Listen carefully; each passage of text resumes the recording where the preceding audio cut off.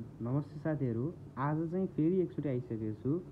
हामी चाहिँ आज चाहिँ क्लास 12 को एकाउन्टको 1 मार्क्समा आउने 11 नम्बरमा 1 मार्क्समा फिक्स क्वेसन आउँछ।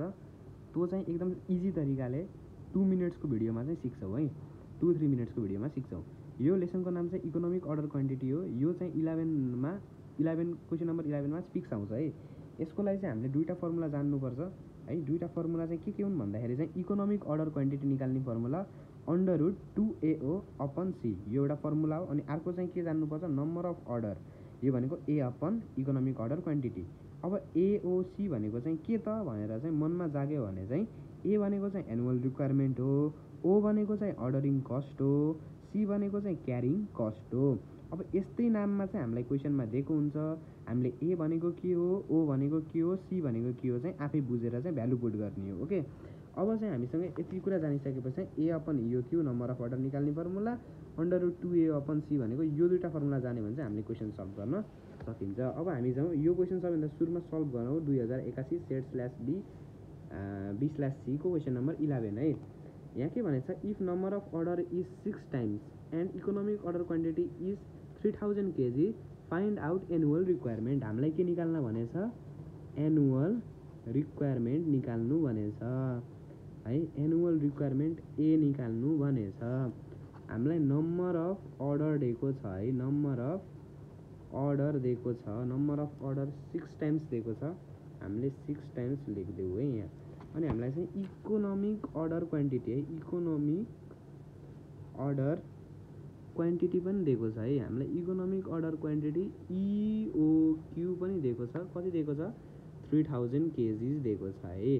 अब हामीलाई यहाँ चाहिँ के निकाल्न भनेछ, यो निकाल्न भनेछ ना हो। हामी सबैलाई त थाहा भइसकेछ है, वी नो ड्याट है। हामीलाई यहाँ अब यहाँ हेर त, हामीलाई EOQ निकाल्ने फर्मुला 2AO अपन C छ। EOQ हामीसँग छ भनेपछि हामीलाई के चाहिएछ, A चाहिएछ।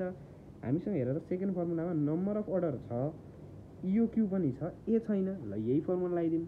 Okay, number of order is equals to A upon EOQ हो नि है।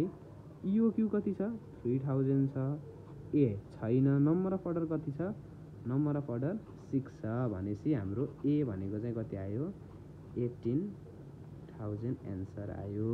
एन्सर मिल्यो कि नै, 18000 नै रहेछ यहाँ पनि एन्सर भनेपछि यो चाहिँ यहाँ मिल्यो। अब यस्तै अर्को एउटा क्वेसन छ। अर्को क्वेसनमा यहाँ यस्तो गरेर आउँछ, annual requirement, carrying cost per unit, ordering cost per unit भनेर चाहिँ यसरी आएको छ क्वेसन।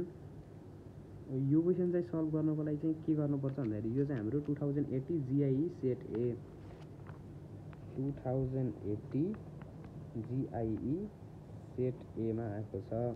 हामीलाई एमा के निकाल्नु भनेको छ, EOQ निकाल्न भनेको छ है। हामीलाई चाहिँ एमा चाहिँ के निकाल्न भनेको छ, EOQ निकाल्न भनेको छ। √2AO अपन C हो। √2 इन्टु हामीलाई annual requirement 10,000, annual requirement 10,000। O भन्ने बित्तिकै ordering cost per unit 80 rupees, 80 divided by carrying cost है। क्यारिङ कस्ट पर युनिट 0.40, 0.40 गर्दाखेरि चाहिँ हाम्रो एन्सर कति आउँछ भन्दा, एन्सर चाहिँ हाम्रो, यसलाई चाहिँ म डाइरेक्टै गरिदिउँ, √2 into 10,000 into 80 upon 0.40 is equals to चाहिँ 2000 भनेपछि चाहिँ हाम्रो 2000 युनिट्स आउँदो रहेछ है। अब यो चाहिँ मिल्यो कि नै हेरौँ है। 2000 यहाँ आएको छ, यही क्वेसन हो। र यो पनि डन भयो। यति दुईवटा मात्र आउने हो, अरू सबमा हेर्नुहोस् EOQ EOQ EOQ EOQ EOQ EOQ EOQ होइन, यी number of orders, EOQ EOQ number of orders यस्तै यस्तै चाहिँ आउँछ हो। यसरी नै यो क्वेसन गर्ने हो। डन है, थ्याङ्क यू।